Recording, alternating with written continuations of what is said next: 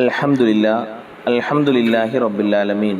അസ്സലാത്തു വസ്സലാമു അലാ റസൂലില്ലാ വഅലാ ആലിഹി വസ്വഹാബിഹി അജ്മഈൻ. അമ്മാ ബഅദ്. അഊദു ബില്ലാഹി മിനശ് ശൈത്വാനിർ റജീം. ബിസ്മില്ലാഹിർ റഹ്മാനിർ റഹീം. ലഖദ് കാന ലക്കും ഫീഹിം ഉസ്വത്തുൻ ഹസനത്തുൻ ലിമൻ കാന യർജുല്ലാഹ വൽ യൗമൽ ആഖിർ ومن يتولى فإن الله هو الغني الحميد. സദഖല്ലാഹുൽ അലിയ്യുൽ അദീം. സ്നേഹ നിറഞ്ഞ സഹോദരി സഹോദരന്മാരെ, അസ്സലാമു അലൈക്കും വറഹ്മത്തുള്ളാഹി വബറകാതുഹു. അള്ളാഹു നമ്മെല്ലാം അനുഗ്രഹിക്കുമാറാകട്ടെ.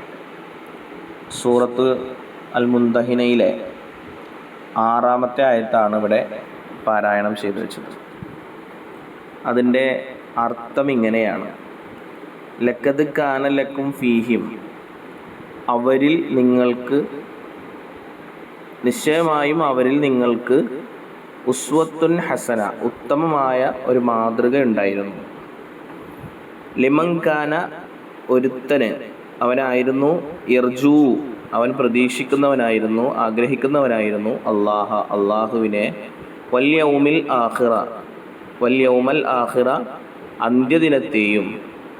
അന്ത്യദിനത്തെയും അള്ളാഹുവിനെയും പ്രതീക്ഷിക്കുന്ന ഒരുത്തന് അവരിൽ ഉത്തമമായ മാതൃകയുണ്ട്. വമൻ യതവല്ല, ആർ പിന്തിരിയുന്നുവോ, ഫഇന്നല്ലാഹ, തീർച്ചയായും അള്ളാഹു, ഹുവ, അവൻ, അൽ ഗനിയ്യ്, പരാശ്രയമുക്തനാണ്, മറ്റുള്ളവരുടെ ആശ്രയം വേണ്ടതില്ലാത്ത ഒരാളാണ്, അൽ ഹമീദ്, സ്തുത്യർഹനുമാണ്. ഇവിടെ വളരെ കൃത്യമാണ്. ഈ ആയത്ത് 4-ാമത്തെ ആയത്തിലേക്കാണ് ഇതിൻ്റെ ഒരു ആശയം പോകുന്നത്. അഥവാ ഇബ്രാഹിം നബി അലൈഹിസ്സലാമയിലും ഇബ്രാഹിം നബി അലൈഹിസ്സലാമയുടെ കൂട്ടുകാരിലും അല്ലെങ്കിൽ കൂട്ടാളികളിലും നിങ്ങൾക്ക് ഉത്തമ മാതൃകയുണ്ട് എന്ന് 4-ാമത്തെ ആയത്തിൽ സൂചിപ്പിച്ചിട്ടുണ്ടായിരുന്നു. ഇവിടെ സൂചിപ്പിക്കുന്ന അവരിൽ നിങ്ങൾക്ക് ഉത്തമമായ മാതൃകയുണ്ട് എന്ന് പറയുന്നത് ആ ഇബ്രാഹിം നബി അലൈഹി സ്വലാമയെയും കൂട്ടാളികളെയുമാണ് എന്ന് നമുക്ക് മനസ്സിലാക്കാൻ സാധിക്കും. ഇബ്രാഹിം നബി അലൈഹി സ്വലാമയുടെ കൂട്ടാളികളിൽ മഹത്തായ മാതൃകയുണ്ട് എന്ന് പറയുന്നത് ആദർശ വിശുദ്ധിയുടെ കാര്യത്തിലാണ്. അവർ അന്ന് ചെയ്തിരുന്ന കാര്യങ്ങളൊക്കെ തന്നെ നമുക്ക് ചരിത്രം കൃത്യമായി ഖുർആനിലൂടെ തന്നെ പഠിച്ചെടുക്കാവുന്നതാണ്. ഇത് അന്ത്യനാളിലും അള്ളാഹുവിലും പ്രതീക്ഷ അർപ്പിക്കുന്നവർക്കുള്ള പ്രത്യേകമായിട്ടുള്ള കാര്യമാണ് എന്നാണ് ഇവിടെ സൂചിപ്പിക്കുന്നത്. അഥവാ വിശ്വാസികളെ സംബന്ധിച്ചിടത്തോളം ഏത് പ്രതിസന്ധിയിലും തങ്ങൾക്ക് താങ്ങായുണ്ടാവുക അള്ളാഹുവാണ് എന്ന് വിശ്വസിക്കുന്ന ആളുകളാണ്. അതോടൊപ്പം നമ്മുടെ ഇവിടെ ഈ ദുനിയാവിൽ എന്തൊക്കെ അനീതികൾ നമ്മൾ നേരിട്ടാലും നീതിയുടെ ഒരു ലോകം എന്ന് പറയുന്നത് അന്ത്യനാളാണ്. നമ്മൾ ഈ ദുനിയാവിൽ ചെയ്തു കൂട്ടുന്ന എല്ലാ നന്മതിന്മകളെയും വിചാരണ ചെയ്യപ്പെടുന്ന ഒരു ദിവസം. അത് ഒരു വിശ്വാസിയുടെ വിശ്വാസമാണ്, പ്രതീക്ഷയാണ്. അതുകൊണ്ട് തന്നെ അങ്ങനെ കറകളഞ്ഞ വിശ്വാസമുള്ള ആളുകൾക്ക് ഇബ്രാഹിം നബി അലൈഹിസ്സലാമയിലും ഇബ്രാഹിം നബി അലൈഹിസ്സലാമയുടെ കൂട്ടാളികളിലും കൃത്യമായിട്ടുള്ള മാതൃകയുണ്ട്.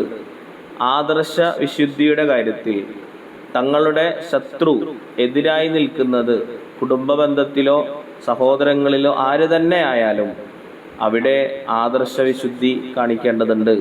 അല്ലെങ്കിൽ അത്തരം ആളുകളെ, ഇസ്ലാമിൻ്റെ ശത്രുക്കളെ സഹായിക്കുന്ന ഒരു നിലപാട് വിശ്വാസികളിൽ നിന്നും ഉണ്ടാകാൻ പാടില്ല.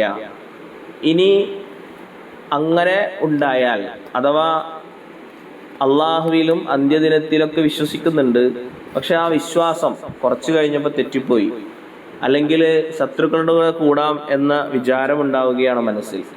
അങ്ങനെ ആരെങ്കിലും വിചാരിച്ചാൽ, അങ്ങനെ ആരെങ്കിലും ഈ ദീനിൻ്റെ മാർഗത്തിൽ നിന്നും പിന്തിരിഞ്ഞു പോയാൽ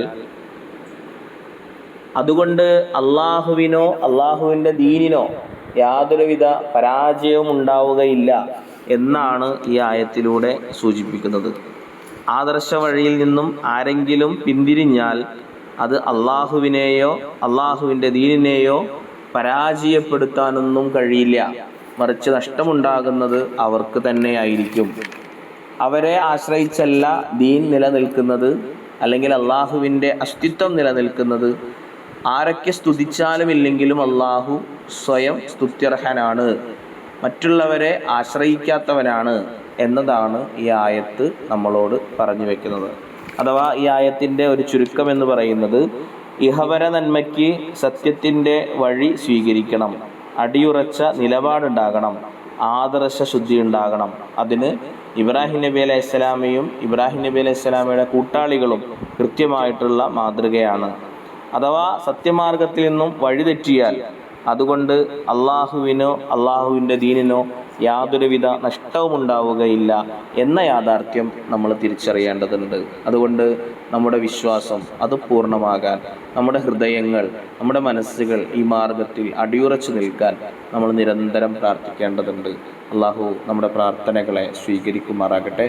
പരിശുദ്ധ റമളാനിൻ്റെ എല്ലാ അനുഗ്രഹങ്ങളും നേടിയെടുക്കുന്ന, സ്വർഗം നേടുന്ന ആളുകളുടെ കൂട്ടത്തിൽ അള്ളാഹു നമ്മെ ഉൾപ്പെടുത്തുമാറാകട്ടെ. വആഖിറു ദഅ്വാനാ അനിൽ ഹംദുലില്ലാഹി റബ്ബിൽ ആലമീൻ. അസ്സലാമു അലൈക്കും വറഹ്മത്തുള്ളാഹി.